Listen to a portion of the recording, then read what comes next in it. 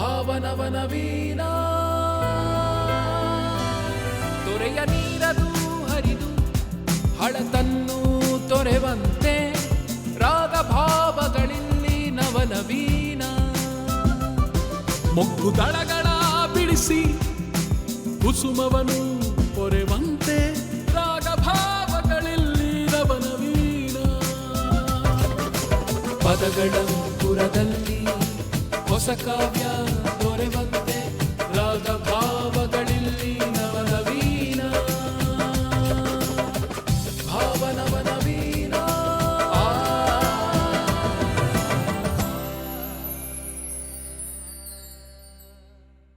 ಕನ್ನಡದ ಸಹೃದಯ ಬಂಧುಗಳಿಗೆ ದೂರದರ್ಶನದ ಚಂದನ ವಾಹಿನಿಯ ಭಾವ ನವನವೀನ ಕಾರ್ಯಕ್ರಮಕ್ಕೆ ಆತ್ಮೀಯವಾದ ಸ್ವಾಗತ ಸುಸ್ವಾಗತ. ಎಲ್ಲರಿಗೂ ನಮಸ್ಕಾರ. ನಾನು ನಿಮ್ಮ ಪ್ರದೀಪ. ನಮಸ್ಕಾರ, ನಾನು ಪ್ರವೀಣ್. ಇಂದಿನ ಸಂಚಿಕೆಯಲ್ಲಿ ಕಳೆದ ಶತಮಾನದ ಮಹಾಕವಿ, ಯುಗದ ಕವಿ, ವರಕವಿ, ಸಾಹಿತ್ಯ ಮಾಂತ್ರಿಕ, ಕನ್ನಡ ಭಾವಗೀತೆಗಳ ಉತ್ತುಂಗ ಶಿಖರ ಗೌರಿ ಶಂಕರ ದತ್ತಾತ್ರೇಯ ರಾಮಚಂದ್ರ ಬೇಂದ್ರೆಯವರ ಸ್ಮರಣೆ. ಬೇಂದ್ರೆಯವರ ಸಾಹಿತ್ಯವನ್ನು ಅರ್ಥೈಸಿಕೊಂಡವರಿಗೆ ಧಾರವಾಡದ ಪೇಡ ತಿಂದಷ್ಟೇ ಸಿಹಿಯಾದ ಅನುಭವ.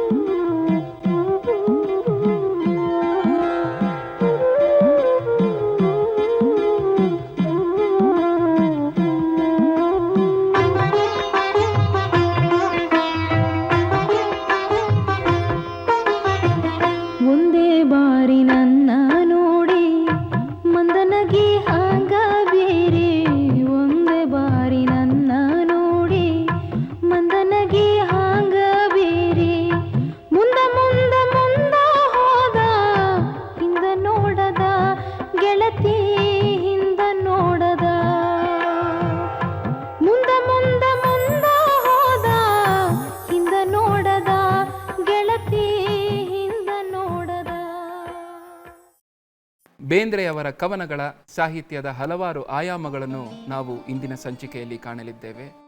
ಕಾರ್ಯಕ್ರಮವನ್ನು ಶುರು ಮಾಡೋದಕ್ಕಿಂತ ಮುಂಚೆ ನಮ್ಮ ವಾದ್ಯ ವೃಂದದ ಪರಿಚಯ ಮಾಡಿಕೊಡುತ್ತೇವೆ. ಕೀಬೋರ್ಡ್ ವಾದನದಲ್ಲಿ ಕರ್ನಾಟಕದ ಹಿರಿಯ ಕೀಬೋರ್ಡ್ ಕಲಾವಿದರು ನಗರ ಕೃಷ್ಣ ಉಡುಪಾರವರು.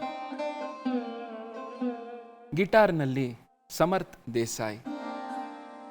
ಕೊಳಲು ವಾದನದಲ್ಲಿ ರಮೇಶ್ ಕುಮಾರ್ ಜಿಎಲ್. ತಬಲಾದಲ್ಲಿ Amit Raj. Rhythm pad Yashodhar V. ನಮ್ಮೊಂದಿಗೆ ಗಾಯನದಲ್ಲಿ ಇವತ್ತು ನಾಡಿನ ಸುಪ್ರಸಿದ್ಧ ಗಾಯಕರಾದ ಪಂಚಮ್ ಹಳಿಬಂಡಿ ಅವರು ಮತ್ತೆ ಅವರ ಶಿಷ್ಯ ವೃಂದ ಕೂಡ ಬಂದಿದೆ. ಮೊದಲಿಗೆ ನಾವು ಪಂಚಮ್ ಹಳಿಬಂಡಿ ಅವರನ್ನ ವೇದಿಕೆಗೆ ಆಹ್ವಾನಿಸ್ತೇವೆ. ನಮಸ್ಕಾರ. ವೇದಿಕೆಗೆ ನಿಮಗೆ ಸ್ವಾಗತ. ನಾಡು ಕಂಡ ಶ್ರೇಷ್ಠ ಗಾಯಕರಾದ ಯಶವಂತ್ ಹಳಿಬಂಡಿ ಅವರ ಸುಪುತ್ರರು. ಯಶವಂತ್ ಹಳಿಬಂಡಿ ಅವರು ವರಕವಿ ದರಾ ಬೇಂದ್ರೆ ಅವರಿಗೆ ಬಹಳ ಆಪ್ತರಾಗಿದ್ದರು. ಹಾಗೆ ವರಕವಿ ಬೇಂದ್ರೆ ಅವರ ಗೀತೆಗಳನ್ನು ತುಂಬ ಚೆನ್ನಾಗಿ ಹಾಡ್ತಾ ಇದ್ರು. ಅನೇಕ ಗೀತೆಗಳನ್ನು ಸಂಯೋಜನೆ ಮಾಡಿದ್ದಾರೆ. ಅವರ ಒಂದು ಲೆಗಸಿಯನ್ನು ಕ್ಯಾರಿ ಫಾರ್ವರ್ಡ್ ಮಾಡ್ತಿರೋ ಪಂಚಮ್ ಹಳಿಬಂಡಿ ಹಾಗೆ ತಮ್ಮದೇ ಆದ ಒಂದು ವಿಶಿಷ್ಟವಾದ ಗಾಯನದ ಮೂಲಕ ಹೆಸರಾಂತ ಗಾಯಕರಾಗಿ ಕನ್ನಡ ನಾಡಿನ ಒಂದು ಅಸೆಟ್ ಆಗಿದ್ದಾರೆ ಅಂತ ಹೇಳಲಿಕ್ಕೆ ಇಷ್ಟಪಡ್ತೇನೆ. ಪಂಚಮ್ ಅವರೇ, ಗೆಳೆಯರೆ, ಭಾವ ನವನವೀನ ಅನ್ನುವಂಥ ಅದ್ಭುತವಾದಂಥ ಶೀರ್ಷಿಕೆಯಡಿ ಈ ಒಂದು ಅದ್ಭುತವಾದಂಥ ಕಾರ್ಯಕ್ರಮವನ್ನು ಮಾಡ್ತಾ ಇದ್ದೀರಿ. ತುಂಬ ಸಂತೋಷದ ವಿಷಯ. ಅದರಲ್ಲೂ ದರಾ ಬೇಂದ್ರೆಯವರ ಗೀತೆಗಳನ್ನು ಹಾಡೋದಿದೆಯಲ್ಲ, ಅದು ಸುಕೃತ ಅಂತಲೇ ಹೇಳ್ಬೋದು. ಯಾಕೆಂದರೆ ಇವರೇ ಹೇಳಿದಾಗೆ ವರಕವಿ, ಯುಗದ ಕವಿ, ಜಗದ ಕವಿ, ಸಾಹಿತ್ಯ ಮಾಂತ್ರಿಕ. ಏಕೆಂತಂದರೆ ಬೇಂದ್ರೆಯವರು ಆಡು ಮುಟ್ಟದ ಸೊಪ್ಪಿಲ್ಲ, ಬೇಂದ್ರೆಯವರು ಬರೆಯದಂಥ ವಿಷಯಗಳಿಲ್ಲ ಅಂತ ನಮ್ಮ ತಂದೆಯವರು ಯಾವಾಗಲೂ ಹೇಳ್ತಾ ಇದ್ರು. ಹಾಗಾಗಿ ಬೇಂದ್ರೆ ಈ ಶತಮಾನದ ಕವಿ, ಎಲ್ಲ ಶತಮಾನದ ಕವಿ. ಯಾಕೆಂತಂದರೆ ನಮ್ಮ ಪೂರ್ವಜರಿಂದ ಹಿಡಿದು ಇವತ್ತಿನ ಪೀಳಿಗೆಯವರು, ಮುಂದೆ ಬರುವಂಥ ಪೀಳಿಗೆಯವರು ಹಾಡುವಂತಹ ಸಾಹಿತ್ಯವನ್ನು ಆ ಮಾಂತ್ರಿಕ ಕೊಟ್ಟಿದ್ದಾರೆ. ಹಾಗಾಗಿ ದರಾ ಬೇಂದ್ರೆ ಯಾವತ್ತೂ ಚಿರಕಾಲ ಅವರು ನಮ್ಮ ಜೊತೆ ಇರ್ತಾರೆ. ಕನ್ನಡಕ್ಕೆ ಒಂದು ದೊಡ್ಡ ಆಸ್ತಿ ಬೇಂದ್ರೆ. ಖಂಡಿತ ಹೌದು. ಹಾಗೆ ಇವತ್ತು ನಿಮ್ಮೊಂದಿಗೆ ನಿಮ್ಮ ಶಿಷ್ಯವೃಂದ ಕೂಡ ಬಂದಿದ್ದಾರೆ. ಅವರ ಒಂದು ಕಿರು ಪರಿಚಯವನ್ನು ಮಾಡಿಕೊಡ್ತೀರಾ? ಅವರೆಲ್ಲರನ್ನೂ ನಾವು ಮುಂಬರುವ ಹಾಡುಗಳಲ್ಲಿ ಕಾಣಲಿದ್ದೇವೆ. ನಮ್ಮೊಂದಿಗೆ ಜೊತೆಯಾಗಿದ್ದಾರೆ. ಅವರ ಹೆಸರುಗಳನ್ನು ತಾವು ದಯವಿಟ್ಟು ಹೇಳ್ತೀರಾ? ಕೆಲವು ಗೀತೆಗಳನ್ನು ಮಕ್ಕಳಿಗೋಸ್ಕರ ರಚನೆ ಮಾಡಿದ್ದಾರೆ. ಹಾಗಾಗಿ ಒಂದು ವಿಶೇಷವಾದಂಥ ಹಾಡನ್ನು ನಾನು ಆಯ್ದು ಅದಕ್ಕೆ ನನ್ನ ಜೊತೆ ಹಾಡೋದಕ್ಕೆ ನನ್ನ ತಮ್ಮನ ಮಗಳು ಆರ್ಣ ಹಳಿಬಂಡಿ, ಅವಳು 4 ವರ್ಷದ ಮಗು, ಭಾಳ ಚೆನ್ನಾಗಿ ಹಾಡುತ್ತೆ. ಆ ಮಗುವನ್ನು ಕರ್ಕೊಂಡ್ಬಂದಿದ್ದೀನಿ. ಸೊ ಅವಳು ನನ್ನ ಜೊತೆ ಹಾಡ್ತಾ ಇದ್ದಾಳೆ. ಹಾಗೆ ಸಹ ಗಾಯನದಲ್ಲಿ ಶ್ವೇತಾ ವಿಶ್ವಾಸ್, ಹಾಗೆ ವಿಶಾಲ್ ಮೂರ್ತಿ, ಆಮೇಲೆ ಸೌಮ್ಯ ಪಲ್ಲಪೋತು ಮತ್ತು ಶೋಭಾ ಮೋಹನ್, ಇವರೆಲ್ಲ ಭಾಳ ಪ್ರತಿಭಾನ್ವಿತ ಗಾಯಕರು. ಹಾಗಾಗಿ ಬೇಂದ್ರೆಯವರ ಹಾಡುಗಳನ್ನು ಬರೀ ನಾವು ಮಾತ್ರ ಹಾಡೋದಲ್ಲದೆ ಈ ಎಲ್ಲ ಹೊಸ ಪೀಳಿಗೆಗೆ ಬಂದಿರುವಂತಹ ಪ್ರತಿಭಾನ್ವಿತ ಗಾಯಕರಿಗೆ ನಾವು ಹಾಡಿಸ್ಬೇಕು ಅಂತ ನನಗೆ ಆಸೆ ಇತ್ತು. ಹಾಗಾಗಿ ಅವರೆಲ್ಲರೂ ಕೂಡ ಒಂದು ಗೀತೆಯನ್ನು ಹಾಡ್ತಾ ಇದ್ದಾರೆ. ಈಗಿನ ಮಕ್ಕಳಿಗೆ ಕುವೆಂಪು ಯಾರು, ಬೇಂದ್ರೆ ಯಾರು, ಪೂತಿನ ಯಾರು, ನರಸಿಂಹಸ್ವಾಮಿ ಯಾರು ಗೊತ್ತಿಲ್ಲ. ಅದಕ್ಕೆ ನಾವು ಏನು ಮಾಡ್ತಾ ಇದ್ದೀವಿ, ಮನೆಗಳಿಗೆ ಹೋಗಿ ಮನೆ ಗಾನ ಅನ್ನುವಂಥ ಒಂದು ಕಾರ್ಯಕ್ರಮವನ್ನು ಮಾಡಿಕೊಂಡು ಅಲ್ಲಿ ಕನ್ನಡವನ್ನು ಪಸರಿಸುವಂತಹ, ಕನ್ನಡದ ಗೀತೆಗಳನ್ನು ಹಾಡುವಂತಹ ಒಂದು ಕೈಂಕರ್ಯವನ್ನು ಮಾಡ್ಕೊಂಡಿದ್ದೀವಿ. ಹಾಗಾಗಿ ಎಲ್ಲ ಕವಿಗಳು ಬರ್ತಾರೆ ಅಲ್ಲಿ, ಎಲ್ಲ ಕವಿಗಳ ಹಾಡುಗಳನ್ನು ಹಾಡ್ತೀವಿ. ಭಾವಗೀತೆ ಇವತ್ತು ಭಾಳ ಪ್ರಜ್ವಲಿಸ್ತಾ ಇದೆ ಅಂತಂದರೆ ಅದಕ್ಕೆ ಬಾಳಪ್ಪ ಹುಕ್ಕೇರಿಯಿಂದ ಹಿಡಿದು ಸಿ ಅಶ್ವಥ್, ಅನಂತ ಸ್ವಾಮಿ, ಹೀಗೆ ಎಲ್ಲ ದೊಡ್ಡ ದಿಗ್ಗಜರು ಮಾಡಿ ಕಟ್ಟಿ ಹೋಗಿರುವಂತಹ ಇನ್ನು ಸುಂದರವಾದಂತಹ ಈ ಒಂದು ಸೆಲೆ ಇದೆಯಲ್ಲ, ಇದರಲ್ಲಿ ನಾವು ಸಣ್ಣ ಒಂದು ತಿಮಿಂಗಳಾಗಿ ಓಡಾಡಿಕೊಂಡು ಬೇರೆ ಬೇರೆ ಚಿಕ್ಕ ಸಣ್ಣ ತಿಮಿಂಗಲ ಕನ್ನಡ ಅಲ್ಲ, ಸುಗಮ ಸಂಗೀತ ಕ್ಷೇತ್ರ ಬಹಳ ದೊಡ್ಡದು.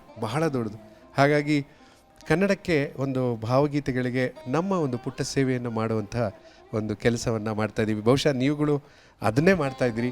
ಹಾಗಾಗಿ ನಿಮಗಳಿಗೂ ಅಷ್ಟೇ ನನ್ನ ಏನು ಆತ್ಮೀಯವಾದಂತಹ ಅಭಿನಂದನೆಗಳು. Thank you. ಈ ಸಂಚಿಕೆಯಲ್ಲಿ ಮತ್ತೊಂದು ವಿಶೇಷತೆ ಇದೆ. ಪಂಚಮ್ ಹಳಿಬಂಡಿಯವರ ತಂದೆ ಯಶವಂತ್ ಹಳಿಬಂಡಿಯವರು ದ.ರಾ. ಬೇಂದ್ರೆ ಅವರಿಗೆ ಆಪ್ತರು. ಅವರ ಪ್ರತಿ ಹಾಡುಗಳಿಗೂ ಅವರು ಬೇಂದ್ರೆಯವರ ಜೊತೆಯೇ ಕೂತು ವಿಶ್ಲೇಷಣೆಯನ್ನು ತಯಾರಿಸಿದ್ದಾರೆ. ಆದ್ದರಿಂದ ನಮಗೆ ಈ ಸತಿ ಕೆಲಸ ಕಡಿಮೆ. ಇದು ಬರೀ ನಿಮಿತ್ತ ಮಾತ್ರ. ತಂದೆಯವರು ಬೇಂದ್ರೆ ಕಾವ್ಯವಾಣಿಯನ್ನು ಒಂದು 15 ವರ್ಷ ಭಾಳ ವಿಜೃಂಭಣೆಯಿಂದ ಕರ್ನಾಟಕದ ಉದ್ದ ಅಗಲಕ್ಕೂ ಅವರ ನೆನಪಿನಲ್ಲಿ ಬೇಂದ್ರೆಯವರ ಬದುಕು, ಬರಹದ ಅವರ ಸಾಹಿತ್ಯವನ್ನು ಜನಸಾಮಾನ್ಯರಿಗೆ ತಲುಪಿಸುವಂಥ ಒಂದು ಕೆಲಸ ಮಾಡ್ತಾರೆ. ಆಗ ನಾನಿನ್ನೂ ಭಾಳ ಚಿಕ್ಕ ಹುಡುಗ. ಅವಾಗ ಕೂತ್ಕೊಂಡು ಬೇಂದ್ರೆಯವರು ಹೇಗೆ ಬೇಂದ್ರೆಯವರು ಬರೀ ಸುಮ್ಮನೆ ಮಾತಾಡ್ತಿರ್ಲಿಲ್ಲ, ಅವ್ರಿಗೆ ಹಾವಭಾವ ಎಲ್ಲ ಇರೋದು.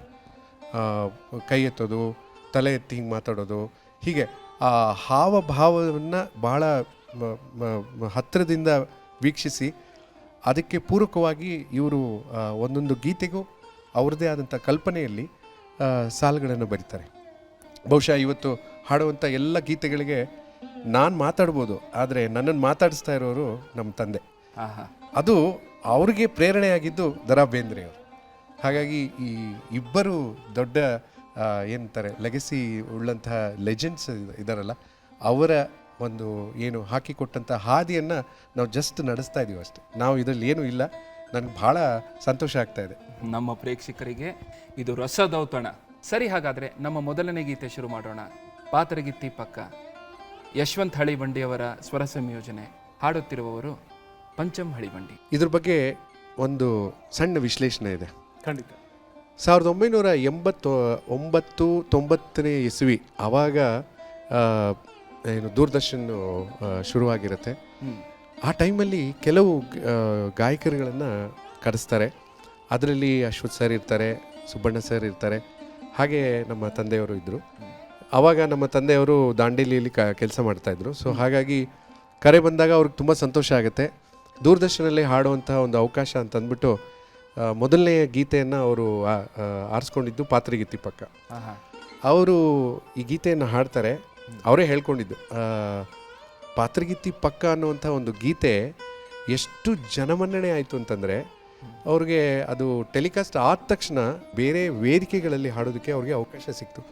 ಅಂದರೆ ಜನಮನ್ನಣೆಯನ್ನು ತಂದುಕೊಟ್ಟಂತಹ ಗೀತೆ ಪಾತರಗಿತ್ತಿ ಪಕ್ಕ. ಸೊ ಹಾಗಾಗಿ ಯಾವತ್ತೂ ಅವರು ಆ ಪಾತರಗಿತ್ತಿ ಪಕ್ಕ ಅಂತಂದಾಗ ಅದರ ಹಿಂದ್ಗಡೆ ಒಂದು ಅಭಿಮಾನದ ಒಂದು ಇದಿದೆ. ನಾನೇನೋ ಇವತ್ತು ಹಾಡ್ತೀನಿ, ಆದರೆ ನೀವು ನಮ್ಮ ತಂದೆ ಹಾಡೋದನ್ನು ನೋಡಬೇಕು. ಬಹುಶಃ ನಮ್ಮ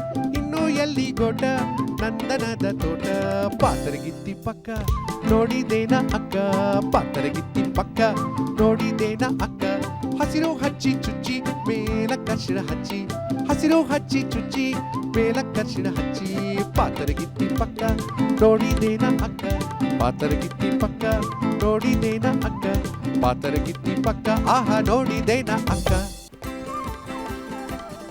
ಆಹಾ, ನಿಜವಾಗ್ಲೂ ಪಾತರಗಿತ್ತಿಯ ದರ್ಶನ ಆಯ್ತು. ಖಂಡಿತವಾಗೂ ಕೂಡ ಧನ್ಯವಾದಗಳು. ಇನ್ನೊಂದು ವಿಶೇಷತೆ ಏನಂತಂದ್ರೆ ನಮ್ಮ ತಂದೆ ಮನೆಗೆ ಹೆಸರಿಟ್ಟಿರೋದೇನು ಹೇಳಿ? ಪಾತರಗಿತ್ತಿ ಪಕ್ಕ ಪಾತರಗಿತ್ತಿ. ಪಾತರಗಿತ್ತಿ ನಮ್ಮ ತಂದೆ ಡಿಸೈನ್ ಎಲ್ಲ ಮಾಡ್ತಾ ಇದ್ರು. ಹಾಗಾಗಿ ನಮ್ಮ ಮನೆಯ ಗೇಟ್ಗೆ ದೊಡ್ಡದೊಂದು ಪಾತರಗಿತ್ತಿದು ಅವರೇ ಡಿಸೈನ್ ಮಾಡಿರೋದನ್ನ ಮೋಲ್ಡ್ ಮಾಡಿಸಿ ಮಾಡಿದ್ದಾರೆ. ಇವತ್ತು ಮನೆ ಹತ್ರ ಯಾರು ಬಂದರೆ ಆ ಪಾತರಗಿತ್ತಿದು ಡಿಸೈನ್ ಎಲ್ಲ ಕಾಣುತ್ತೆ. ಯಾಕೆಂತಂದರೆ ಬೇಂದ್ರೆಯವರನ್ನ ಮೈಗೂಡಿಸ್ಕೊಂಡಂತಹ ಗಾಯಕರು. ಹಾಗಾಗಿ ಶಾಶ್ವತವಾಗಿ ಅವರ ಹೆಸರು ಇರಬೇಕು ಅನ್ನೋದಕ್ಕೆ ಆ ಗೀತೆ ಭಾಳ ಶ್ರೀಮಂತಗೊಳಿಸಿ ತಂದೆಯವರನ್ನು ಅಪ್ ಮಾಡಿದಂತಹ ಒಂದು ಅದ್ಭುತವಾದಂಥ ಗಾಯನ, ಹಾಗಾಗಿ ಸಂಯೋಜನೆ. ಹಾಗಾಗಿ ನಮ್ಮ ಮನೆಯ ಹೆಸರು ಕೂಡ ಪಾತರಗಿತ್ತಿ. ಆಹಾ, ಮುಂದಿನ ಗೀತೆಯತ್ತ ಧಾವಿಸೋಣ. ಮುಂದಿನ ಗೀತೆ ನೀ ಹಿಂಗ ನೋಡಬ್ಯಾಡ ನನ್ನ. ನೀ ಹಿಂಗ ನೋಡಬ್ಯಾಡ ನನ್ನ, ನೀ ಹಿಂಗ ನೋಡಬ್ಯಾಡ ನನ್ನ, ನೀ ಹಿಂಗ ನೋಡಿದರೆ ನನ್ನ ತಿರುಗಿ ನಾ ಹ್ಯಾಂಗ ನೋಡಲಿ ನಿನ್ನ. ಈ ಸಾಲುಗಳನ್ನು ಓದಿದಾಗ ಮೇಲ್ನೋಟಕ್ಕೆ ಇದೊಂದು ಪ್ರೇಮ ಗೀತೆ ಎಂದು ಭಾವಿಸ್ಬೋದು. ಇದು ಪ್ರೇಮ ಗೀತೆಯಲ್ಲ, ಶೋಕಗೀತೆ. ತನ್ನನ್ನು ಮತ್ತು ಸತ್ತು ಹೋದ ಮಗುವನ್ನು ನೋಡಲು ಬಂದ ಪತಿಯನ್ನು ದುಃಖದಿಂದ ಪತ್ನಿ ನೋಡಿದಾಗ ಪತಿಯ ಎದೆಯಲ್ಲಿ ಹುಟ್ಟಿದಂತಹ ಸಾಂತ್ವನದ ಗೀತೆ ಇದು. ನೋಡಿ, ಆ ಸಂದರ್ಭಕ್ಕೂ ಕೂಡ ಬೇಂದ್ರೆಯವರು ಸಾಲುಗಳನ್ನು ಬರೀತಾರೆ. ಸಾವಿನ ಮನೆ, ಸಾವಿನ ಕ್ಷಣಗಳು, ಅಲ್ಲಿ ಅವರ ಅಂತರಾತ್ಮದಲ್ಲಿ ಆ ಒಂದು ಶೋಕಗೀತೆ ಹುಟ್ಟುತ್ತೆ. ಹಾಗಾಗಿ ಪೂರ ಬಂದು ಕೆರೆ ತುಂಬಿದಾಗ ಕೋಡಿ ಒಡೆದು ನೀರು ಹರಿದು ಹೋಗುವ ಕೆರೆಗೆ ಕ್ಷೇಮ. ಅಂದರೆ ಎಷ್ಟು ನಿಮ್ಮ ಎದೆಯಲ್ಲಿ ನೋವು ತುಂಬಿಕೊಂಡಿರುತ್ತೋ ಅದನ್ನು ಹೊರಗೆ ಹಾಕಬೇಕು, ಅದನ್ನು ಒಳಗಡೆ ಇಟ್ಕೋಬೇಡ, ಹಾಕ್ಬಿಡು, ಹೊರಗೆ ಹಾಕ್ಬಿಡು, ಹತ್ತು ಬಿಡು ನೀನು ಅಂತ ಬೇಂದ್ರೆಯವರು ಅವರ ಪತ್ನಿಗೆ ಹೇಳ್ತಾರೆ. ಆ ಸಂದರ್ಭ ಇದು. ಅದಕ್ಕೆ ಅವರು ಹೇಳ್ತಾರೆ, ಅವ್ರನ್ನ ನೋಡ್ತಾ ನೋಡ್ತಾ ಹೇಳೋದು, ನೀ ಹಿಂಗ ನೋಡಬೇಡ ನನ್ನ, ನೀ ಹಿಂಗ ನೋಡಿದರೆ ನನ್ನ ತಿರುಗಿ ನಾ ಹ್ಯಾಂಗ ನೋಡಲೇ ನೀನು. ನಮ್ಮ ಬೇಂದ್ರೆಯವರ ವಿಶೇಷತೆ. ಈ ಗೀತೆ ಕೂಡ ಅಷ್ಟೇ ಅದ್ಭುತವಾಗಿ ಅಪ್ಪಾಜಿಯವರು ಟ್ಯೂನ್ ಮಾಡಿದ್ದಾರೆ. ಅಪ್ಪಾಜಿಯವರು ಟ್ಯೂನ್ ನೀವು ಹಾಡ್ತಾ ಇದ್ರಿ ಅನ್ಸುತ್ತೆ ಅಲ್ಲ? ಹೌದು. ಒಂದೆರಡು ಲೈನ್ ಗುನ್ಗುನ್ಸ್ಬೋದು ನೀವು. ಖಂಡಿತ. ಹಿಂಗ ನೋಡಬ್ಯಾಡ ನನ್ನ, ನೀ ಹಿಂಗ ನೋಡಬ್ಯಾಡ ನನ್ನ, ಹಿಂಗ ನೋಡಿದರ ನನ್ನ ತಿರುಗಿ ನಾ ಹ್ಯಾಂಗ ನೋಡಲೇ ನಿನ್ನ.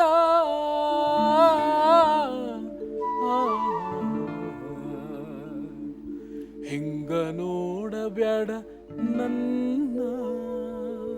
ಚರಣ. ಸಂಸಾರ ಸಾಗರದಾಗ ಲೆಕ್ಕವಿರದಷ್ಟು ದುಃಖದ ಬಂಡಿ, ಸಂಸಾರ ಸಾಗರದಾಗ ಲೆಕ್ಕವಿರದಷ್ಟು ದುಃಖದ ಬಂಡಿ. ನಾ ಬಲ್ಲೆ ನನಗೆ ಗೊತ್ತಿಲ್ಲದಿದ್ದರೂ ಎಲ್ಲಿ ಆಚೆಯ ದಂಡಿ. ಮಲಗಿರುವ ಕೂಸು ಮಲಗಿರಲಿ ಅಲ್ಲಿ, ಮುಂದಿನದು ದೇವರ ಚಿತ್ತ. ನಾ ತಡಿಲಾರೆ ಅದು ಯಾಕ ನೋಡತಿ ಮತ್ತ ಮತ್ತ ನೀ ಇತ್ತ. ನೀ ಹಿಂಗ ನೋಡಬ್ಯಾಡ ನನ್ನ, ನೀ ಹಿಂಗ ನೋಡಬ್ಯಾಡ ನನ್ನ, ಹಿಂಗ ನೋಡಿದರ ನನ್ನ, ಹಿಂಗ ನೋಡಿದರ ನನ್ನ ತಿರುಗಿ ನಾ ಹ್ಯಾಂಗ ನೋಡಲೇ ನಿನ್ನ.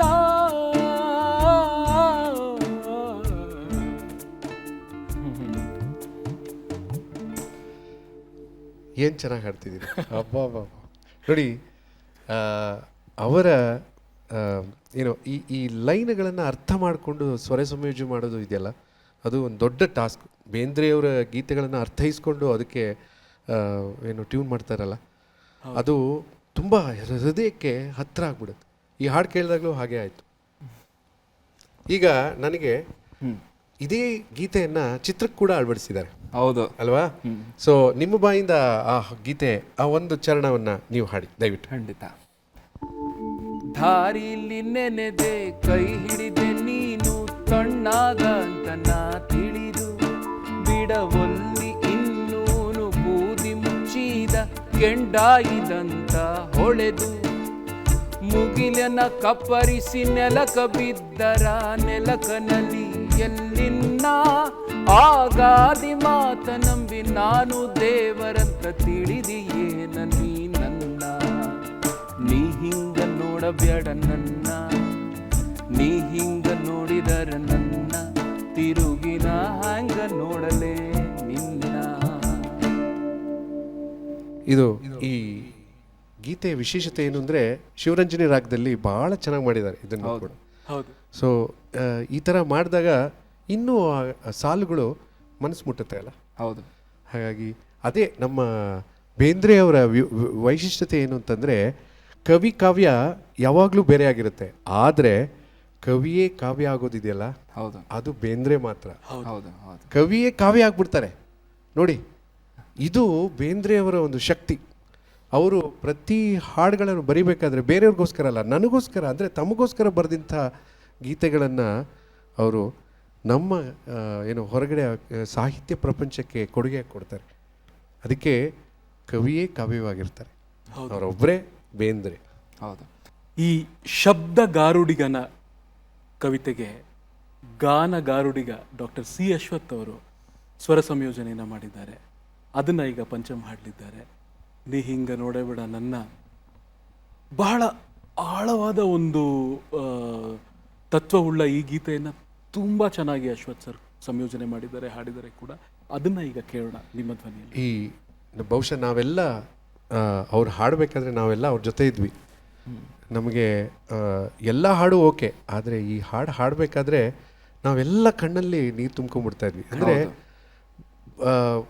ಸಾಲುಗಳು ಒಂದು ಕಡೆ, ಆದರೆ ಅಶ್ವಥ್ ಅವರ ಒಂದು ಪ್ರೆಸೆಂಟೇಷನ್ ಇದೆಯಲ್ಲ, ಅದು ಬೇರೆಯೇ. ಈ ಗೀತೆ ಮಾತ್ರ ಅವ್ರಿಗೆ ಭಾಳ ಹತ್ತಿರವಾದಂಥದ್ದು, ಭಾಳ ಕಾಡುವಂಥ ಗೀತೆ ಇದು. ಅಶ್ವಥ್ ಅವರ ಸ್ವರ ಸಂಯೋಜನೆಯ ಗೀತೆಯನ್ನು ನಾನು ಹಾಡ್ತೀನಿ ಇವತ್ತು. ಖಂಡಿತ. ವೇದಿಕೆಯನ್ನು ನಿಮ್ಮದು.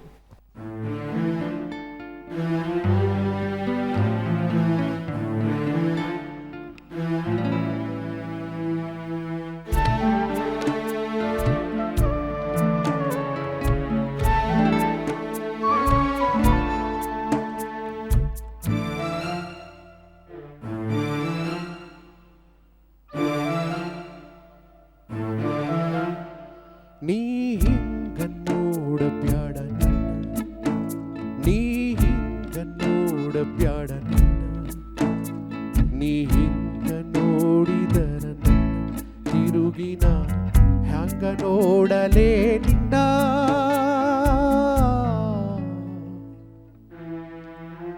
ನೀ ಹಿಂಗ ನೋಡಬ್ಯಾಡ ನನ್ನ, ನೀ ಹಿಂಗ ನೋಡಬ್ಯಾಡ ನನ್ನ, ನೀ ಹಿಂಗ ನೋಡಿದರ ನನ್ನ ತಿರುಗಿನ ಹ್ಯಾಂಗ ನೋಡಲೇ ನಿನ್ನ.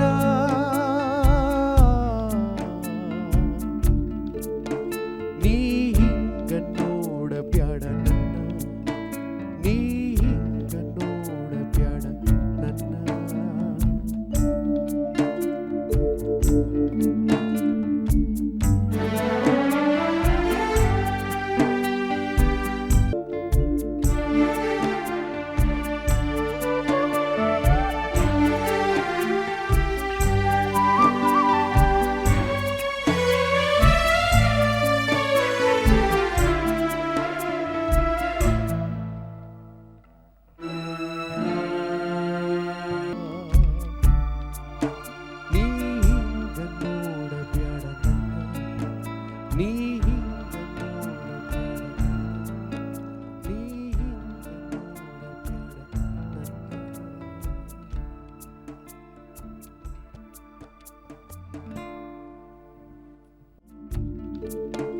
ನೀ ಕಣ್ಣೋಡ ಬ್ಯಾಡ ಅತ್ಯಂತ ಭಾವನಾತ್ಮಕವಾದ ಪ್ರಸ್ತುತಿ. ಧನ್ಯವಾದಗಳು. ಖಂಡಿತವಾಗಿಯೂ ಕೂಡ ಅದೆಷ್ಟು ಫೀಲ್ ಇದೆ. ನಿನ್ನ ಕಣ್ಣಿನ್ಯಾಗ ಕಾಲೂರಿ ಮಳೆ ನಡ ನಡಕ್ಕ ಹುಚ್ಚು ನಗಿಯಾಕ. ಕೃಷ್ಣ ಪವರ್ ಹೇಳ್ತಾರೆ, ಆ ಹುಚ್ಚು ನಗಿ ಅನ್ನೋದೇ ಒಂದು ನಗಿಯಾಕ. ಆಮೇಲೆ ಅತ್ತಾರೆ ಹತ್ತು ಬಿಡು ಹೊನಲು ಬರಲಿ ನಕ್ಯಾಕ ಮರೆಸತಿ ದುಃಖ. ಅಂದರೆ ಪದಗಳಿಗೆ ನಾವು ಭಾವನೆಗಳನ್ನು ಕೊಡೋದಿದೆಯಲ್ಲ, ಅದೇ ದೊಡ್ಡದು. ಒಬ್ಬ ಗಾಯಕನ ಕೆಲಸ ಏನು ಅಂತಂದರೆ, ಪದಗಳನ್ನು ಹಾಗೆ ಹಾಡಿದ್ರೆ ಪ್ರಯೋಜನ ಇಲ್ಲ. ಅಶ್ವಥ್ ಸರ್ ಅವರು ಅದಕ್ಕೇ ಹೇಳ್ತಾ ಇದ್ದಿದ್ದು, ಫೀಲ್ ಮಾಡ್ಕೊಂಡು ಹಾಡ್ರಿ. ಹೌದು, ದುಃಖನ ದುಃಖ ಥರನೇ ತೋರಿಸ್ಬೇಕು, ನೋವಿನ ಥರನೇ ತೋರಿಸ್ಬೇಕು, ಹರ್ಷಗಳನ್ನು ಹರ್ಷೋದ್ಮುಖವಾಗಿ ತೋರಿಸ್ಬೇಕು ಅನ್ನೋದು. ಅಂಥ ಒಂದು ಗಾಯಕರು ಇಂಥ ಒಂದು ಟ್ಯೂನ್ ಮಾಡ್ತಾರೆ ಅಂದಾಗ ನೋಡಿ, ಆ ದುಃಖ ಅನ್ನೋದನ್ನು ದುಃಖ ಅದು ಅದು ದೊಡ್ಡದು. ಹೌದು. ಜನಸಾಮಾನ್ಯರಿಗೆ ಬೇಂದ್ರೆಯ ಏನು ಸಾಲುಗಳು ಮುಟ್ಟಬೇಕು, ಹೌದು, ಅದೇ ದೊಡ್ಡ ಕೆಲಸ. ಕವಿ ಬರೀತಾರೆ, ಆದರೆ ಸ್ವರ ಸಂಯೋಜಕರು ಅದನ್ನು ಅರ್ಥ ಮಾಡಿಕೊಂಡು ಹಾಡೋದಿದೆಯಲ್ಲ, ಹಾಡಿದಾಗ ಒಬ್ಬ ದಾರಿಲಿ ಹೋಗೋವನಿಗೂ ಒಬ್ಬ ಎಂಥ ರುದ್ರ ರಮಣೀಯವಾಗಿದೆ ಇದು, ಎಷ್ಟು ನೋವಿದೆ ಇದು, ಎಷ್ಟು ಹರ್ಷ ಇದೆ ಇದು, ಅಂದರೆ ಎಲ್ಲ ಕಲರ್ಸ್ನ ಹಾಕುವಂಥ ಒಂದು ಕೈಂಕರ್ಯ ಜವಾಬ್ದಾರಿ ಗಾಯಕನಿಗಿದೆ. ಅದನ್ನೇ ನಮಗೆ ಬಿಟ್ಟು ಹೋದಂಥ ದೊಡ್ಡ ಆಸ್ತಿ ಅಶ್ವಥ್ ಸರ್ ಅವರು ನಮಗೆ ಬಿಟ್ಟು ಹೋದಂಥ ದೊಡ್ಡ ಆಸ್ತಿ ಅಂದರೆ ಹಾಡನ್ನು ಹೆಂಗೆ ಪ್ರೆಸೆಂಟ್ ಮಾಡೋದು. ಹೌದು ಅಲ್ವಾ? ನಿಜವಾಗ್ಲೂ.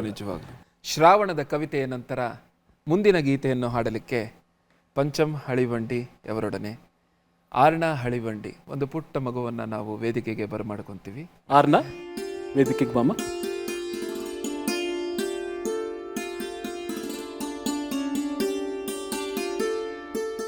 ಆರ್ಣ, ಯಾವ ಹಾಡು ಹಾಡ್ತಿದ್ದೀರಾ? ಯಾರಿಗೂ ಹೇಳೋಣ ಬೇಡ. ಸರಿ, ಹೇಳೋದಿಲ್ಲ, ನೀವು ಹಾಡು. ನಾವು ಹೇಳೋದಿಲ್ಲ. ಈ ಗೀತೆಯ ವಿಶೇಷತೆ ಏನು ಅಂತ ಹೇಳ್ತೀನಿ. ಹಾ. ಇದು ನಾನು ಇಷ್ಟಿರಬೇಕಾದ್ರೆ ನಮ್ಮಪ್ಪ ಜೊತೆ ನಾನು ಹಾಡ್ತಾ ಇದ್ದೆ. ಅವಾಗೆಲ್ಲ ಏನು ಅಂದರೆ ಒಂದೇ ಮೈಕ್ ಇರೋದು, ಬರೀ ಒಂದು ಮೈಕ್ ಇರೋದು. ಒಂದು ಸ್ಟೂಲ್ ಹಾಕ್ಕೊಂಡು ನನ್ನನ್ನು ಇಲ್ಲಿವರೆಗೂ ಇದು ಮಾಡಿ ಇಬ್ಬರು ಹಿಂಗೆ ಹಾಡ್ತಾ ಇದ್ವಿ. ಯಾರಿಗೂ ಹೇಳೋಣ ಬೇಡ. ಬಹುಶಃ ನಮ್ಮ ಕಿಟ್ಟಣ್ಣ ಸರ್ಗೆ ಗೊತ್ತಿದೆ ಅದು. ಅಂದರೆ ಅವಾಗಿನ ಕಾಲದಲ್ಲಿ ಅವ್ರು ನನ್ನ ಹಿಂಗೆ ಹಿಡ್ಕೊಂಡು ಹಾಡೋರು, ಒಟ್ಟಿಗೆ ಹಾಡ್ತಾ ಇದ್ವಿ ನಾವು. ಅದಾದ ಮೇಲೆ ಅದು ನನ್ನ ತಮ್ಮ ಪ್ರೀತಮ್ ಹಳಿವಂಡಿ, ಅವನು ಕೂಡ ಈ ವಯಸ್ಸಿನಲ್ಲಿದ್ದಾಗ ನಮ್ಮ ತಂದೆ ಜೊತೆ ಹಾಡಿದ್ದಾನೆ. ಹಾಗೆ ನನ್ನ ಮಗಳು ಜ್ಯೋತಿ ಹಳಿವಂಡಿ, ಅವಳು ಕೂಡ ನಮ್ಮ ತಂದೆ ಜೊತೆ ಈ ಹಾಡನ್ನ ಹಾಡಿದ. ಈಗ ಈ ಪುಟಾಣಿ ಇದೆಯಲ್ಲ, ಇದು ನನ್ನ ಜೊತೆ ಹಾಡ್ತಾ ಇದೆ. ಅದೇ ಹಾಡು ಬಹುಶಃ ನಮ್ಮ ತಂದೆ ಆತ್ಮಕ್ಕೆ ಭಾಳ ಶಾಂತಿ ಸಿಗುತ್ತೆ. ಯಾಕೆಂದರೆ ಅವ್ರಿಗೆ ಭಾಳ ಖುಷಿ, ಮಕ್ಕಳ ಜೊತೆ ಹಾಡೋದಿದೆಯಲ್ಲ ಅವ್ರಿಗೆ ಭಾಳ ಖುಷಿ ಆಗೋಂಥ ಸಂಗತಿ. ಈ ಗೀತೆ ವೈಶಿಷ್ಟ್ಯತೆ ಏನು ಅಂತ ಹೇಳ್ತೀನಿ. ಮಲ್ಲಿಗೆ ಮಂಟಪದಾಗ ಗಲ್ಲ ಗಲ್ಲ ಹಚ್ಚಿ ಕೂತು ಮೆಲ್ಲ ದನಿಲೆ ಹಾಡೋಣಂತ ಯಾರಿಗೂ ಹೇಳೋಣ ಬೇಡ. ಇದು ವಾಸ್ತವಿಕವಾಗಿ ನೀವು ನೋಡಿದ್ರೆ ನಲ್ಲೆಯರ ಲಲ್ಲೆ ಮಾತು ಅಲ್ಲ.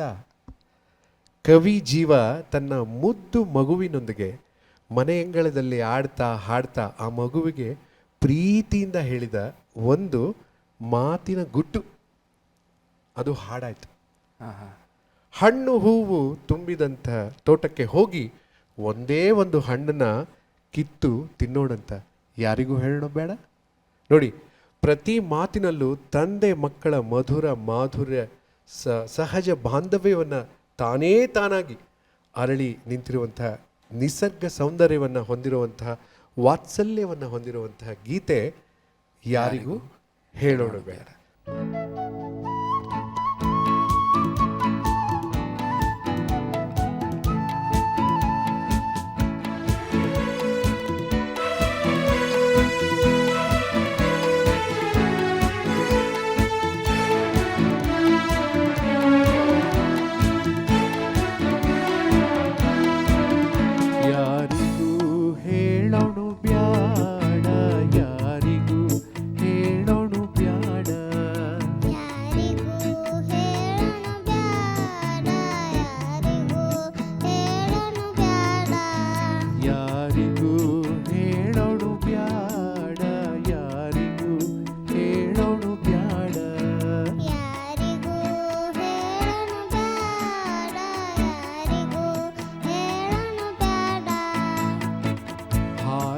ಹಾರಗುದರಿ ಬೆಣ್ಣೇರಿ ಸ್ವಾರರಾಗಿ ಕೂತು ಹಾಂಗ ಹಾರಗುದರಿ ಬೆನ್ನೇರಿ ಸ್ವಾರರಾಗಿ ಕೂತು ಹಾಂಗ ದೂರ ದೂರ ಹೋಗೋಣಂತ ಯಾರಿಗೂ ಹೇಳೋಣು ಬ್ಯಾಡ ಯಾರಿಗೂ ಹೇಳೋಣು ಬ್ಯಾಡ ಯಾರಿಗೂ ಹೇಳೋಣು ಬ್ಯಾಡ ಯಾರಿಗೂ ಹೇಳೋಣು ಬ್ಯಾಡ ಯಾರಿಗೂ ಹೇಳೋಣು ಬ್ಯಾಡ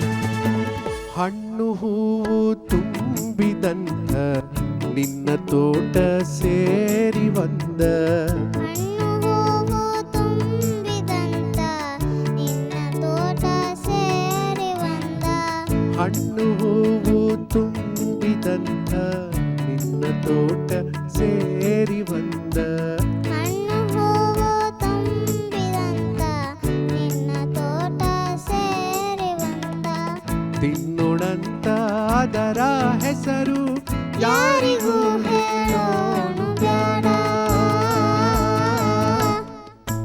ಯಾರಿಗೂ ಹೇಳೋಣು ಬ್ಯಾಡ ಯಾರಿಗೂ ಹೇಳೋಣು ಬ್ಯಾಡ ಯಾರಿಗೂ ಹೇಳೋಣು ಬ್ಯಾಡ ಯಾರಿಗೂ ಹೇಳೋಣು ಬ್ಯಾಡ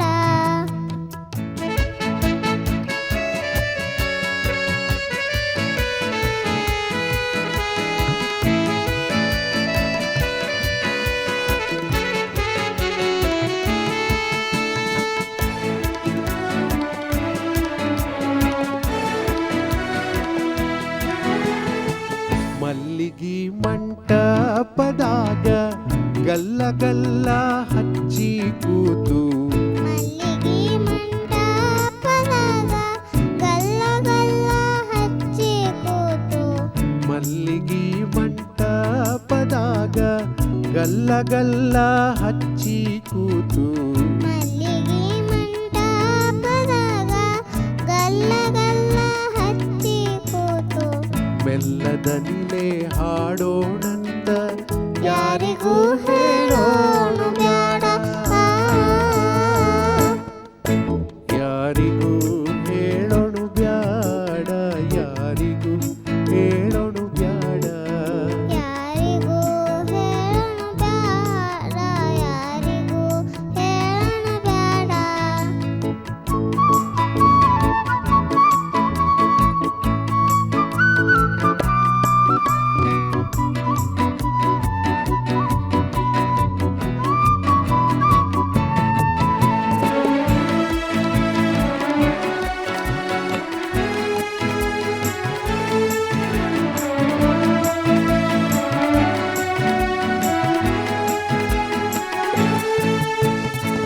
ಹಾವಿನ ಮರಿಯಾಗಿ ಅಲ್ಲಿ ನಾವು ಹೆಣಿಯಾಡಿಸೋಣು ಹಾವಿನ ಮರಿಯಾಗಿ ಅಲ್ಲಿ ನಾವು ಹಿಡಿಯಾಡಿಸೋಣು ಹಾವಿನ ಮರಿಯಾಗಿ ಅಲ್ಲಿ ನಾವು ಹೆಣಿಯಾಡಿಸೋಣು ಹಾವಿನ ಮರಿಯಾಗಿ ಅಲ್ಲಿ ನಾವು ಹಿಡಿಯಾಡಿಸೋಣು ಹೂವೆ ಹೂವು ಹಸಿರೇ ಹಸಿರು ಯಾರಿಗೂ ಹೇಳೋಣು ಬ್ಯಾಡ ಯಾರಿಗೂ ಹೇಳೋಣು ಬ್ಯಾಡ ಯಾರಿಗೂ ಹೇಳೋಣು ಬ್ಯಾಡ ಯಾರಿಗೂ ಹೇಳೋಣು ಬ್ಯಾಡ ಯಾರಿಗೂ ಹೇಳೋಣು ಬ್ಯಾಡ ಹಾರಗುದರಿ ಬೆನ್ನ ಏರಿ ಸ್ವಾರರಾಗಿ ಕೂತು ಹಾಂಗ ಹಾರಗುದರಿ ಬೆನ್ನೇರಿ ಸ್ವಾರರಾಗಿ ಕೂತು ಹಾಂಗ ದೂರ ದೂರ ದೂರ ಹೋಗೋಣಂತ ಯಾರಿಗೂ ಹೇಳೋಣ ಬ್ಯಾಡ, ಯಾರಿಗೂ ಹೇಳೋಣ ಬ್ಯಾಡ, ಯಾರಿಗೂ ಹೇಳೋಣ ಬ್ಯಾಡ.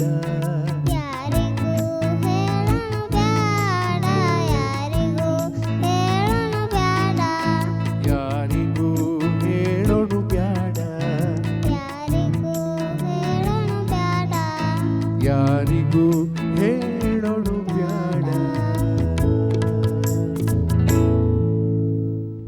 ಯಾರಿಗೂ ಹೇಳೋಣ ಬ್ಯಾಡ, ಯಾರಿಗೂ. ಏನ್ ಚೆನ್ನಾಗಿ ಹಾಡ್ದೆ ಅರ್ಣ. ಚೆನ್ನಾಗಿ ನಮ್ಮ ಇಡೀ ವೃಂದದ ಕಡೆಯಿಂದ ಅರ್ಣಗೆ ಒಂದು ಜೋರು ಚಪ್ಪಾಳೆ.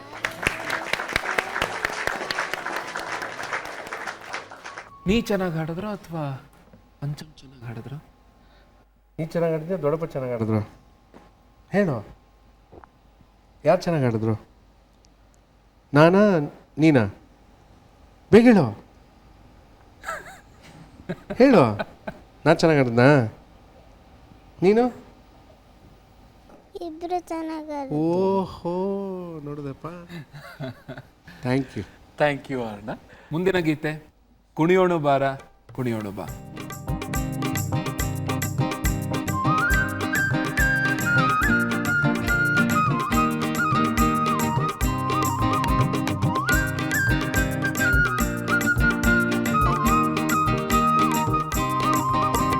ಕುಣಿಯೋಣು ಬಾರ ಕುಣಿಯೋಣು ಬಾ,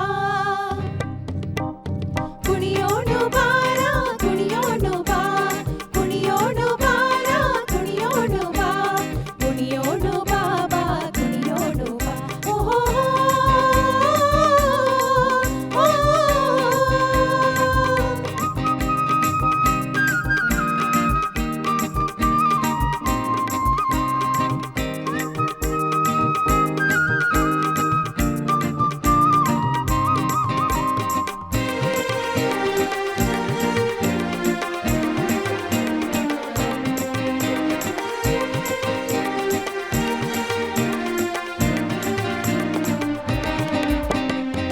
ತಾಳ್ಯಕ ತಂತ್ಯಾಕ ರಾಗದ ಚಿಂತ್ಯಾಕ, ತಾಳ್ಯಕ ತಂತ್ಯಾಕ ರಾಗದ ಚಿಂತ್ಯಾಕ, ಹೆಚ್ಚಾಕ ಗೆಚ್ಚಾಕ ಕುಣಿಯೋಣು ಬಾ, ಕುಣಿಯೋಣು ಬಾ, ಕುಣಿಯೋಣು ಬಾರ ಕುಣಿಯೋಣು ಬಾ, ಕುಣಿಯೋಣು ಬಾ ಬಾ ಕುಣಿಯೋಣು ಬಾ.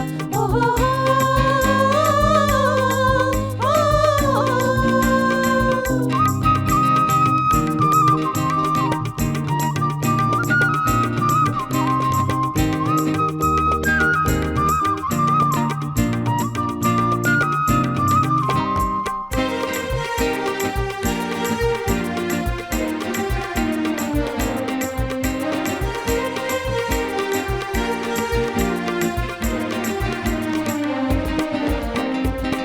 ಈಸೊಂದು ಎಣಿಸ್ಯಾಟ ಕಾಸಿನ ಕುಣಿಸ್ಯಾಟ, ಈಸೊಂದು ಎಣಿಸ್ಯಾಟ ಕಾಸಿನ ಕುಣಿಸ್ಯಾಟ, ಸಾಕಾತು ಸೆಣಸ್ಯಾಟ ಕುಣಿಯೋಣು ಬಾ, ಕುಣಿಯೋಣು ಬಾ, ಕುಣಿಯೋಣು ಬಾರ ಕುಣಿಯೋಣು ಬಾ, ಕುಣಿಯೋಣು ಬಾ ಬಾ ಕುಣಿಯೋಣು ಬಾ. ಓಹೋ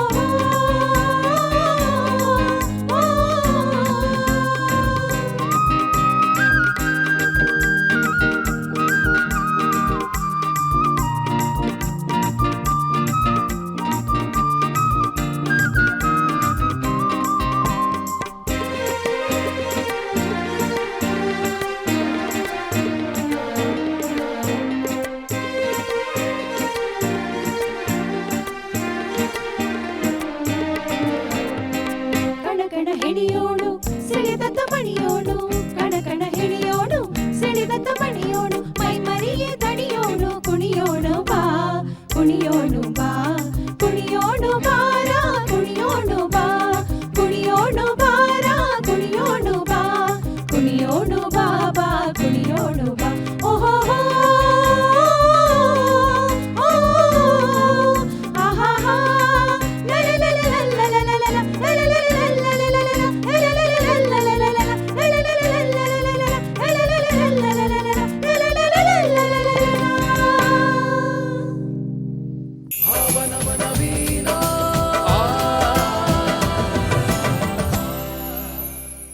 ಮುಂದಿನ ಗೀತೆ ಶುರು ಮಾಡೋದಕ್ಕಿಂತ ಮುಂಚೆ ಪಂಚಮ್ ಅವ್ರಿಗೆ ನಂದೊಂದು ಪ್ರಶ್ನೆ. ಹೇಳಿ. ನಿಮ್ಮ ತಂದೆ ಬೇಂದ್ರೆಯವರು ಮೆಚ್ಚಿದ ಗಾಯಕರು ಅಲ್ವಾ? ಹೌದು ಹೌದು. ಬೇಂದ್ರೆ ಅವರ ಪ್ರಭಾವ ನಿಮ್ಮ ತಂದೆ ಮೇಲೆ ಹೇಗೆ ಬಿತ್ತು ಅಂತ ಹೇಳ್ತೀರಾ? ಬೇಂದ್ರೆ ಕಾವ್ಯವಾಣಿ ಅಂತ ಒಂದು ಕವನ ಏನೋ ಅವರ ಗೀತೆ ಗುಚ್ಛಗಳನ್ನು ಒಂದು ಕಾರ್ಯಕ್ರಮವನ್ನು ಮಾಡ್ತಾಯಿದ್ರು. ಸತತ 15 ವರ್ಷಗಳ ಕಾಲ ಬೇಂದ್ರೆ ಕಾವ್ಯವಾಣಿಯನ್ನು ನಾಡಿನುದ್ದಕ್ಕೆ ಮಾಡ್ಕೊಂಬಂದರು. 1981ನೇ ಇಸ್ವಿ ಬೇಂದ್ರೆಯವರ ಕೊನೆಯ ಕಾಲಗಳು, ಅಂದರೆ ಇನ್ನೊಂದು 4-5 ತಿಂಗಳು ಮುಂಚೆ ಆದಂಥ ಘಟನೆ ಇದು.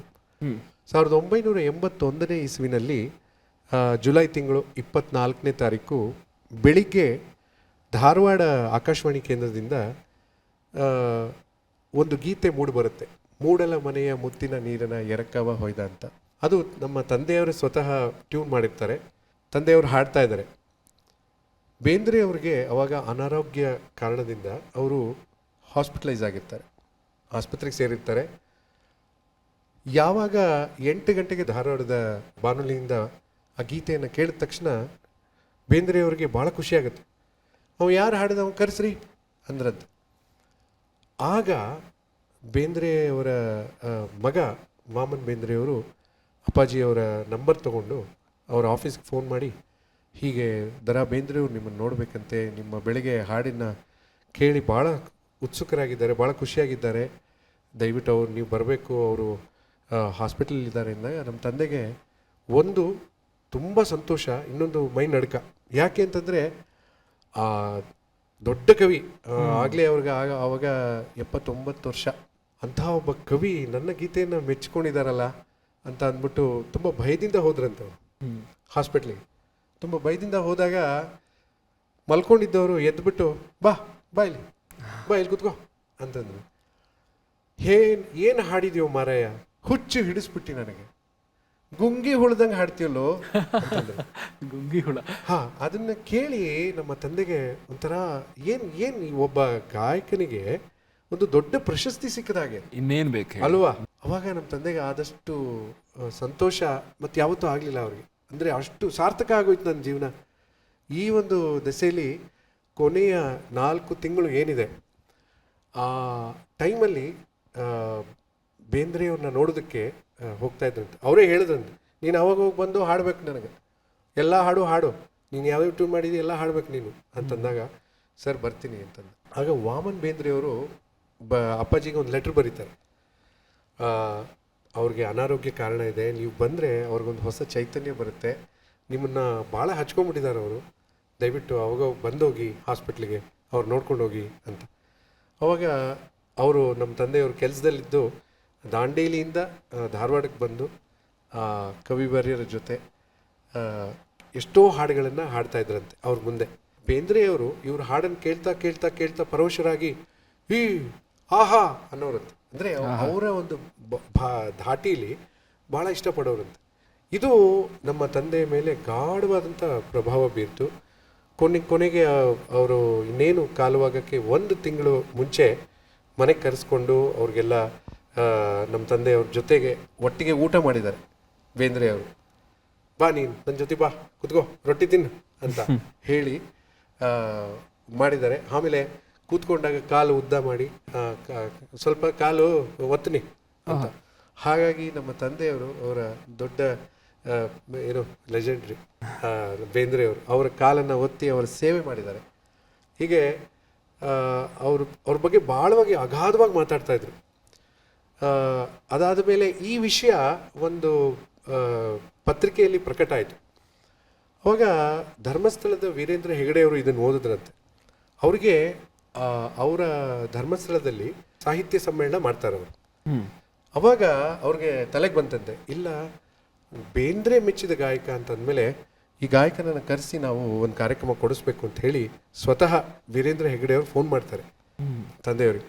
ಈ ಥರ ಇದೆ, ನೀವು ಬೇಂದ್ರೆ ಮೆಚ್ಚಿದ ಗಾಯಕ, ನಿಮ್ಮ ಇದನ್ನೆಲ್ಲ ನೋಡಿದೆ, ನಾನು ಆರ್ಟಿಕಲ್ ನೋಡಿದೆ, ಬಂದು ದಯವಿಟ್ಟು ನಮ್ಮ ಧರ್ಮಸ್ಥಳದಲ್ಲಿ ಕಾರ್ತಿಕ ಉತ್ಸವ ಅಂತ ಆಗುತ್ತೆ, ಅಲ್ಲಿ ತಮ್ಮ ಕಾರ್ಯಕ್ರಮ ನೀವು ಕೊಡಬೇಕು, ಅದು ದರಾ ಬೇಂದ್ರೆ ಕಾವ್ಯವಾಣಿ ಆಗಬೇಕು, ಅದಕ್ಕೋಸ್ಕರ ನೀವು ಬರಬೇಕು ಅಂತ ಪ್ರೇರಣೆ ಆಗಿದ್ದು ಅಲ್ಲಿಂದ. ಆಮೇಲೆ ಅವರು ಬೇಂದ್ರೆಯವರು ಕಾಲವಾದ ಮೇಲೆ, ಅದಕ್ಕಿಂತ ಮುಂಚೆ ಬೇಂದ್ರೆಯವರು ಹೇಳಿದ್ರಂತೆ, ನೀ ಇಷ್ಟೆಲ್ಲ ಟ್ಯೂನ್ ಮಾಡಿದಿ, ಇದನ್ನು ಕ್ಯಾಸೆಟ್ ಮಾಡಲ್ಲ ಅಂತಂದ್ರಂತೆ. ಆಗಿನ ಕಾಲಕ್ಕೆ ಒಂದು ಕ್ಯಾಸೆಟ್ ಮಾಡೋದು ಭಾಳ ದೊಡ್ಡ ಚಾಲೆಂಜ್ ಅದು. ಹಾಂ, ಯಾಕೆಂದರೆ ಅವಾಗ ನಾವು ಇಲ್ಲ ಚೆನ್ನೈಗೆ ಹೋಗಬೇಕು, ಇಲ್ಲ ಬಾಂಬೆಗೆ ಹೋಗಬೇಕು. Talking about 88, so not even 81, 78 ಆ ಟೈಮಲ್ಲಿ ಅಪ್ಪಾಜಿ ಹೇಳಿದ್ರಂತೆ, ನೀವು ಬೇಗ ಹುಷಾರಾಗಿ ಬಂದುಬಿಡಿ, ನಾನು ಖಂಡಿತ ಇದನ್ನು ಮಾಡ್ತೀನಿ ಅಂತ. ಕೊನೆಗೆ ಆ ಆಸೆ ಅವರು ಈಡೇರಿಸಲಿಲ್ಲ. ಅಂದರೆ ಅವರು ಇದ್ದಾಗ ಅದು ಏನು ಆಗಲಿಲ್ಲ. ಬಟ್ ಅದಾದ ಮೇಲೆ ತುಂಬ ಚಾಲೆಂಜಿಂಗ್ ಆಗಿ ತೊಗೊಂಡು ಎಲ್ಲೋ ಒಂಚೂರು ಸಾಲ ಸೋಲ ಮಾಡಿ ಏನೋ ಮಾಡಿ ಒಂದು ಕ್ಯಾಸೆಟ್ ಮಾಡಿದ್ರು. ನಮ್ಮ ಮೊದಲ ಕ್ಯಾಸೆಟ್ ಪಾತ್ರಗೀತಿ ಪಕ್ಕ. ಸೊ ಹಾಗಾಗಿ ಅವಾಗಿನ ಕಾಲ ಇದು ನಾನು ಹೇಳ್ತಾ ಇರೋದು. ಆಗ ನಮ್ಮ ತಂದೆಯವರು ಒಂಥರ ಆ ಗೀತೆಗಳನ್ನು, ಅವ್ರ ಜೊತೆ ಇದ್ದಂಥ ಒಡನಾಟಗಳನ್ನು ಮೈಗೂಡಿಸ್ಕೊಂಡು ಬೇಂದ್ರೆ ಕಾವ್ಯವಾಣಿ ಮಾಡಬೇಕು, ಈ ಮಹಾನ್ ಕವಿಯನ್ನು ಪ್ರತಿದಿನವೂ ಬದುಕಿಸ್ಬೇಕು, ಪ್ರತಿದಿನ ಅವ್ರ ಗೀತೆಗಳನ್ನು ಎಲ್ಲರೂ ಕೇಳಬೇಕು ಅನ್ನೋ ಉದ್ದೇಶದಿಂದ ಬೇಂದ್ರೆ ಕಾವ್ಯವಾಣಿ ಅಂತ ಮಾಡಿದ್ರು. ಅದು 1989 ಇಸ್ವಿನಲ್ಲಿ ಬೇಂದ್ರೆ ಕಾವ್ಯವಾಣಿ ಅಂತ ಒಂದು ಕಾವ್ಯ ರೂಪಕವನ್ನು ಮಾಡ್ತಾರೆ. ಸ್ವತಃ ಇವ್ರಿಗೆ ಬೇಂದ್ರೆಯವ್ರ ಜೊತೆ ಇದ್ದಂಥ ನೆನಪುಗಳನ್ನು ತಗೊಂಡು ಬರೆದು ಪ್ರತಿ ಹಾಡು ನಾನು ಇವತ್ತು ಹೇಳಿರುವಂಥ ಏನು ಸಂವಾದಗಳಿದೆಯಲ್ಲ ಅದೆಲ್ಲ ಅಪ್ಪಾಜಿಯವರು ಬರೆದಿರುವಂಥದ್ದು. ಹಾಗಾಗಿ ಆ ಬೇಂದ್ರೆ ಕಾವ್ಯವಾಣಿಯನ್ನು ನಾಡಿನ ಉದ್ದಗಲಕ್ಕೂ 15 ವರ್ಷಗಳ ಕಾಲ ಕಾರ್ಯಕ್ರಮವನ್ನು ಮಾಡಿದ್ರು. ಬಹುಶಃ ಆ ಕಾರ್ಯಕ್ರಮಗಳಲ್ಲಿ ನಮ್ಮ ಉಡುಪ ಸರು, ರಮೇಶ್ ಸರು, ವಾದಿ ಎಲ್ಲರೂ ಇದ್ದರು. ಹಾಗೆ ಬೇಂದ್ರೆಯವರನ್ನು ನಿರಂತರವಾಗಿ ಹೆಚ್ಚಿಸಿದವರು, ಜೀವಿಸಿದವರು ನಮ್ಮ ತಂದೆ. ಇದಿಷ್ಟು ಅವರಿಂದ ಪ್ರಭಾವಿತರಾಗಿ ಬರೆದಂಥ ಸಾಲುಗಳು. ಬಹಳ ಅದ್ಭುತ, ಒಳ್ಳೆಯ ವಿಷಯಗಳನ್ನು ಹೇಳಿದಿರ. ಇನ್ನು ಹೆಚ್ಚು ತಡ ಮಾಡದೆ ಮುಂದಿನ ಗೀತೆಗೆ ಹೋಗೋಣ. ಶ್ರಾವಣ ಬಂತು ಕಾಡಿಗೆ, ಬಂತು ನಾಡಿಗೆ, ಬಂತು ಬೀಡಿಗೆ, ಬಂತು ಶ್ರಾವಣ. ಬೇಂದ್ರೆ ಅವರನ್ನ ಶ್ರಾವಣದ ಕವಿ ಅಂತಾನೆ ಕರೀತಾರೆ. ಶ್ರಾವಣದ ಕವಿ ಒಂದು ಶ್ರಾವಣ ಮಾಸವನ್ನ ಸಂಭ್ರಮಿಸಿದ ಕವಿ, ಇನ್ನೊಂದು ಶ್ರಾವಣದ ಕವಿ ಅಲ್ವಾ? Correct perfect. ಶ್ರಾವಣದ ಸೊಬಗನ್ನು ಚಿತ್ರ ಬಿಡಿಸಿದ ಹಾಗೆ ಎಳೆಯಾಗಿ ತಮ್ಮ ಕವಿ ಮನೋಭಾವನೆಯಲ್ಲಿ ತೋರಿಸಿ ಝೇಂಕರಿಸಿದ್ದಾರೆ. ಈ ಗೀತೆಯನ್ನು ಕೇಳಿದಾಗ ಹಾಡಲ್ಲ, ಬೇಂದ್ರೆಯವರು ಝೇಂಕರಿಸ್ತಾರೆ. ಯಾಕೆ ಗೊತ್ತಾ? ಅವ್ರ ಕಾವ್ಯವನ್ನು ಅವ್ರು ಓದ್ತಾ ಇದ್ರಲ್ಲ, ಆ ಸ್ಟೈಲ್ ನೋಡಬೇಕು ನೀವು. ಅವರ ಪದಪುಂಜಗಳು, ಅವರ ದೇಸಿ ಭಾಷೆಯ ಧಾಟಿ ಇದೆಯಲ್ಲ, ಅದು ಭಾಳ ನೋಡೋರಿಗೆ ಕಣ್ಮನ ಸೆಳೆದ್ಬಿಡೋದು. ನಮ್ಮ ತಂದೆಯವರು ಜಸ್ಟ್ ಸುಮ್ಮನೆ ಹಾಡ್ತಾ ಇದ್ರಂತೆ. ಅವಾಗ ಅವ್ರು ಹೇಳೋರು, ಹಂಗೆ ಯಾಕೆ ಹಾಡ್ತೀವೋ, ಸ್ವಲ್ಪ ಹಾವಭಾವ ಇರಬೇಕು, ಕೈ ಎತ್ತು ನೋಡಿ, ಹಿಂಗೆ ಹಾಡು, ಹಿಂಗೆ ಮಾಡು ಅಂತ. ಅದನ್ನು ನಮ್ಮ ತಂದೆಯವರು ಮೈಗೂಡಿಸ್ಕೊಂಡ್ರು. ಹಾಗೆ ಶ್ರಾವಣದ ಆಗಮದಿಂದ ಇಡೀ ಮನುಕುಲ, ಪ್ರಾಣಿಕುಲ, ನೇಸರ, ನಿಸರ್ಗ ಸಂಪತ್ತು ಸಮೃದ್ಧಿಯಿಂದ ಕೂಡಿದ ಕಲೆತು ಹಸಿರಾಗಿ ಜೀವನೋತ್ಸಾಹವನ್ನು ಹೆಚ್ಚಿಸುವಂತಹ, ಚೈತನ್ಯ ತರುವಂತಹ ಗೀತೆ ಶ್ರಾವಣ. ತಮ್ಮ ಬರವಣಿಗೆಯ ವೈಯಕ್ತಿಕ ಮೂಲಗಳನ್ನು ಸಾರ್ವತ್ರಿಕ ಮೂಲಗಳಾಗಿ ಇರಿಸಿದವರು ಬೇಂದ್ರೆಯವರು. ಅಂದರೆ ತಮಗಾಗಿ ಬರ್ಕೊಂಡ್ರು, ಆದರೆ ಅದು ಇಡೀ ಜಗತ್ತಿಗೆ ಹಂಚಿಕೊಟ್ರು. ಹೌದು, ಅದು ನಮ್ಮ ಬೇಂದ್ರೆ. ಹೌದು. ಈಗ ಈ ಗೀತೆಗೆ ನನಗೆ ನೀವು ನನ್ನ ಜೊತೆ ಹಾಡಬೇಕು ಅನ್ನೋದು ನನ್ನ ಆಸೆ. ಯಾಕೆಂದರೆ ಶ್ರಾವಣ ಒಬ್ಬನೇ ಸಂಭ್ರಮಿಸಬಾರ್ದು, ಯಾಕೆಂದರೆ ಇದು ಸಂಭ್ರಮಿಸುವಂತಹ ಗೀತೆ. ಹಾಗಾಗಿ ನಾವೆಲ್ಲ ಸೇರಿ ಸಂಭ್ರಮಿಸೋಣ. ಏನಂತೀರಾ? ಖಂಡಿತ ಬನ್ನಿ. ಓ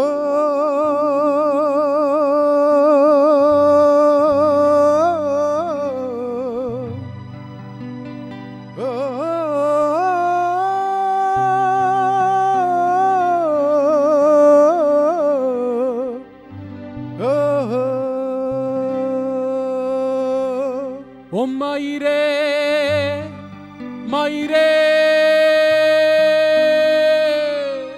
ಹೋ ಹೋ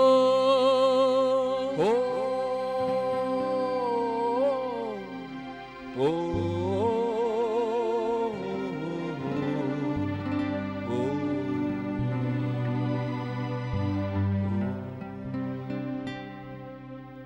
ಶ್ರಾವಣ ಶ್ರಾವಣ ಶ್ರಾವಣ ಬಂತು ಕಾಡಿಗೆ, ಬಂತು ನಾಡಿಗೆ, ಬಂತು ಬೀಡಿಗೆ, ಬಂತು ಶ್ರಾವಣ, ಬಂತು ಶ್ರಾವಣ, ಶ್ರಾವಣ ಬಂತು ಕಾಡಿಗೆ, ಬಂತು ನಾಡಿಗೆ, ಬಂತು ಬೀಡಿಗೆ,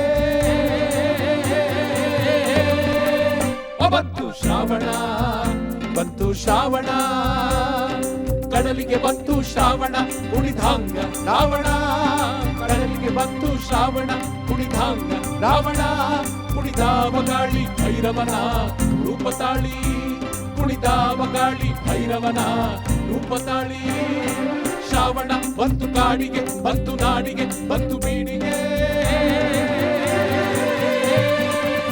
ಬಂತು ಶ್ರಾವಣ ಬಂತು ಶ್ರಾವಣ ಹುಯ್ಯೋ ಹುಯ್ಯೋ ಹೈ ಹೈ ಹೈ ಹುಯ್ಯೋ ಹುಯ್ಯೋ ಹೈ ಹೈ ಹೈ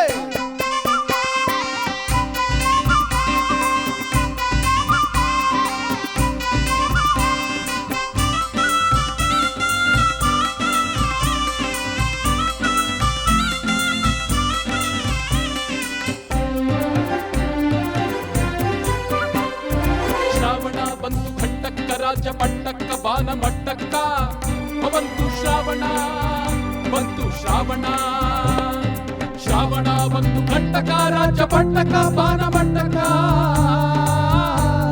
ಏರ್ಯಾವ ಮುಗಿಲು ರವಿ ಕಾಣೆ ಹಾಡೆ ಹಗಲು ಏರ್ಯಾವ ಮುಗಿಲು ರವಿ ಕಾಣೆ ಹಾಡೆ ಹಗಲು ಶ್ರಾವಣ ಬಂತು ಕಾಡಿಗೆ ಬಂತು ನಾಡಿಗೆ ಬಂತು ಬೀಡಿಗೆ ಬಂತು ಶ್ರಾವಣ ಬಂತು ಶ್ರಾವಣ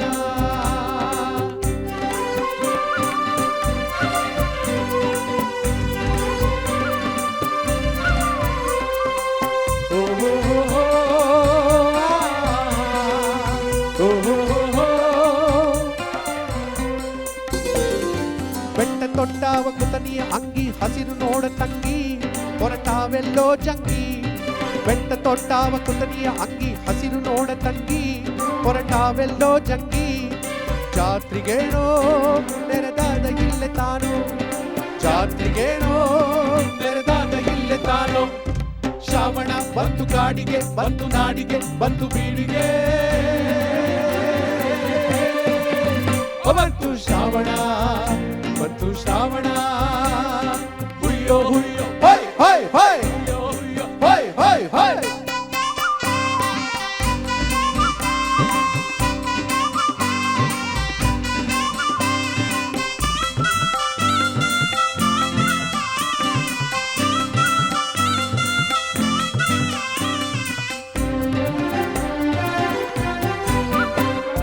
ಗುಡ್ಡ ಗುಡ್ಡ ಸ್ಥಾವರಲಿಂಗ ಅವಕ ಅಭ್ಯಂಗ ಎರಿತಾವನ್ನೋ ಹಂಗ ಗುಡ್ಡ ಗುಡ್ಡ ಸ್ಥಾವರಲಿಂಗ ಅವಕ ಅಭ್ಯಂಗ ಎರಿತಾವನ್ನೋ ಹಂಗ ಕೂಡ್ಯಾವ ಮೋಡ ಸುತ್ತೆಲ್ಲ ನೋಡ ನೋಡ ಕೂಡ್ಯಾವ ಮೋಡ ಸುತ್ತೆಲ್ಲ ನೋಡ ನೋಡ ಶ್ರಾವಣ ಬಂತು ಕಾಡಿಗೆ ಬಂತು ನಾಡಿಗೆ ಬಂತು ಬೀಡಿಗೆ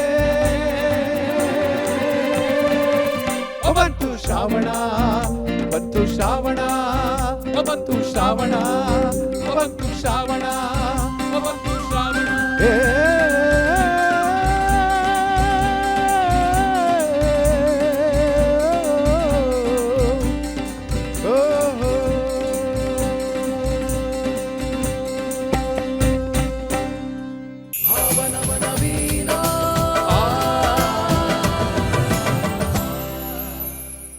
ಇಂದಿನ ಭಾವನವನವೀನ ಸಂಚಿಕೆಯಲ್ಲಿ ಬಹಳ ಅದ್ಭುತವಾದ ಕೆಲವು ಗೀತೆಗಳು ಮತ್ತು ಹಲವಾರು ವಿಚಾರಗಳು ಪಂಚಮ್ ಹಳಿಬಂಡಿಯವರು ನಮಗೆ ಯಶವಂತ್ ಹಳಿಬಂಡಿಯವರ ಎಷ್ಟೋ ಅನುಭವಗಳನ್ನು ಹಂಚಿಕೊಂಡಿದ್ದಾರೆ ಮತ್ತು ಒಂದೆರಡು ಭಾವನಾತ್ಮಕ ಗೀತೆಗಳು, ಕೆಲವು ಕುಣಿಸುವಂಥ ಗೀತೆಗಳು, ಹಾಗೆ ಪುಟ್ಟ ಬಾಲಕಿ ಜೊತೆಗೆ ಹಾಡಿದ ಪರಿ, ಹಾಗೆ ಅವರ ಶಿಷ್ಯ ವೃಂದ ಬಂದು ಇಲ್ಲಿ ಹಾಡಿದ ಒಂದು ಗುಂಪು ಗಾಯನ, ಇವೆಲ್ಲವೂ ಸೇರಿ ಒಂದು ರೀತಿಯ ಹಬ್ಬದ ವಾತಾವರಣವನ್ನ ಸೃಷ್ಟಿ ಮಾಡಿತ್ತು ಅಂತಾನೆ ಹೇಳಬಹುದು. ಹೌದು ಹೌದು.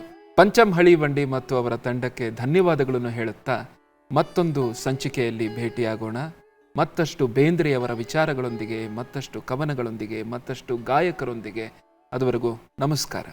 ನಮಸ್ಕಾರ. ಭಾವನವನವೀನ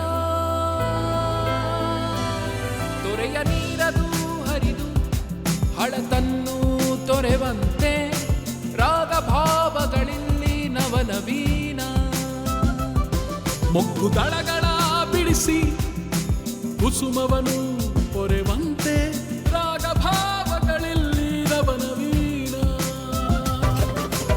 ಪದಗಳ ಪುರದಲ್ಲಿ ಹೊಸ ಕಾವ್ಯ ದೊರೆವಂತೆ